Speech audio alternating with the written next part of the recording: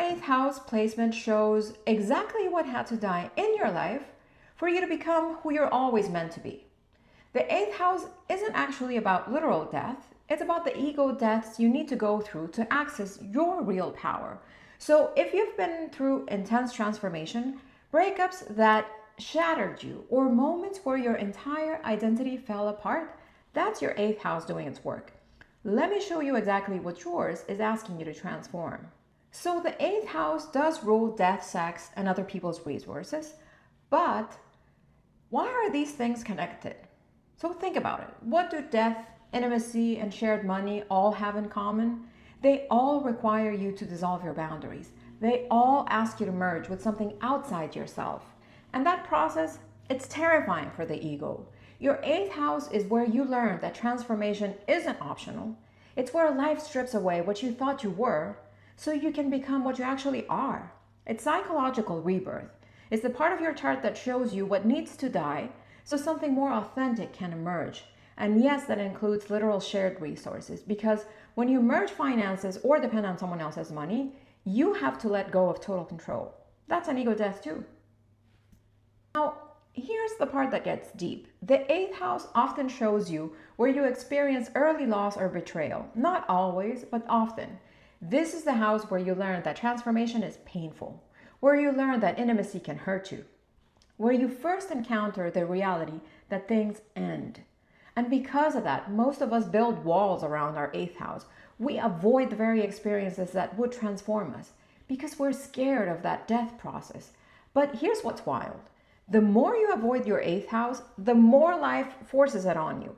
You'll keep attracting situations that ask you to surrender, to merge, to let something die, because your soul knows this is where your power lives. The trauma in the eighth house isn't the point. The transformation that becomes possible because of what you've survived, that's the point. So let's go through each sign and I'll show you exactly what your eighth house is asking you to transform. So if you have Aries in the eighth house, what had to die is your ability to act independently without considering the impact on others. Impulsive decision making that ignored deeper consequences. The transformation is learning that real courage isn't about charging forward alone. It's about having the bravery to merge, to be vulnerable, to let someone else's need matter just as much as yours. In relationships, you're learning to channel your intensity into deep intimacy instead of using anger or independence as a defense against merger. The shadow expression is starting fights when things get too intimate, burning bridges where transformation is required, or using sexuality as a conquest rather than connection. The integrated expression is becoming the person who isn't afraid to go first into the darkness and leading others through transformation because you're not scared of your own intensity. If you have Taurus in the eighth house, what had to die is your attachment to material security as your identity. The belief that if you just hold on tight enough, nothing will change. The transformation available is discovering that real security comes from your ability to survive loss, not from preventing it. In relationships, you're learning that shared resources require trust and that letting go of control can actually create more abundance. The shadow expression is hoarding resources, refusing to merge finances or possessions, using material security to avoid emotional intimacy. The integrated expression is to become someone who understands that value isn't about what you own. It's about what you can transform through deep connection with others. If you have Gemini in the eighth house, what had to die is surface level understanding, the ability to stay detached and intellectual about everything. Your clever explanations that keep you from feeling too much. The transformation available is learning that some truths can only be accessed through direct experience, not analysis. In relationships, you're discovering that real intimacy requires you to stop narrating the experience and actually feel it. The shadow expression is intellectualizing emotions, using words to avoid depth, staying curious about darkness without ever entering it. The integrated expression is to become the person who can speak the unspeakable, naming what everyone else is afraid to say, using communication as a bridge into the depths. If you have Cancer in the eighth house, what had to die is the fantasy of the safe, stable family that never changes. Your childhood understanding of home and belonging.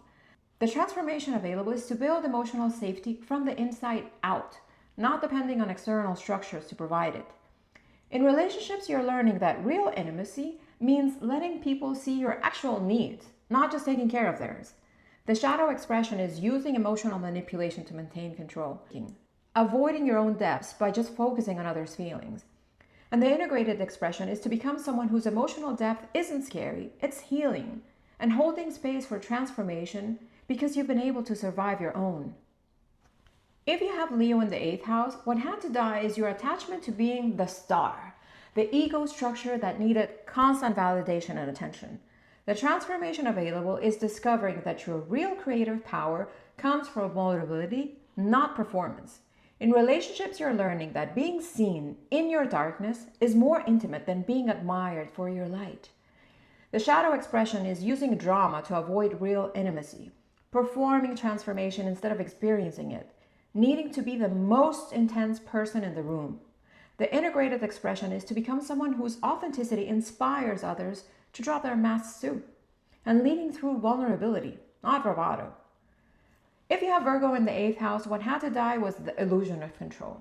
Your systems and structures that kept you feeling safe through perfectionism. The transformation available is learning that healing isn't about fixing, it's about integrating, including the messy parts, not eliminating them. In relationships, you're discovering that intimacy requires you to be imperfect and to let others be imperfect too. The shadow expression is analyzing emotions instead of feeling them, using criticism to maintain distance, and trying to perfect your way out of transformation.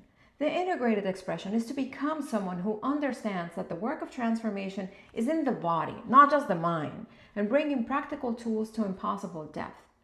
If you have Libra in the 8th house, what had to die is your need to keep things balanced and pleasant, the parts of you that would rather avoid conflict than facing the truth. The transformation available is discovering that real relationships require you to risk the connection for the sake of honesty. In relationships, you're learning that peace built in avoidance isn't peace, it's just delayed intensity. The shadow expression is using charm to avoid depth and keeping things surface level, codependency disguised as harmony. The integrated expression is to become someone who can hold space for conflict as part of intimacy and knowing that real partnership includes the shadow. Scorpio in the 8th house. What had to die is your distrust. Your need to control intimacy by never fully surrendering. The transformation available is learning that your intensity isn't too much. It's your gift. But you have to use it for the connection, not for control. In relationships, you're discovering that real power comes from vulnerability, not from seeing everyone's shadows while holding on to your own. The shadow expression is to use perception as a weapon, manipulation, testing other people's loyalty through intensity.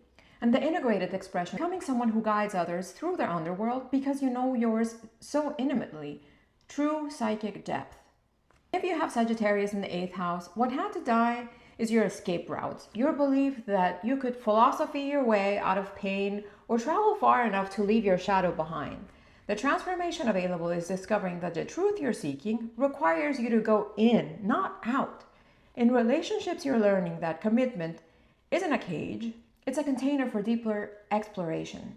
The shadow expression is to use optimism to bypass darkness.